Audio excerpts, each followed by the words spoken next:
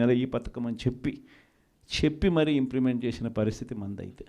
జగన్ ఏమో పలావ్ పెట్టినాడు, చంద్రబాబు నాయుడు ఏమో బిర్యానీ పెడతానన్నాడు.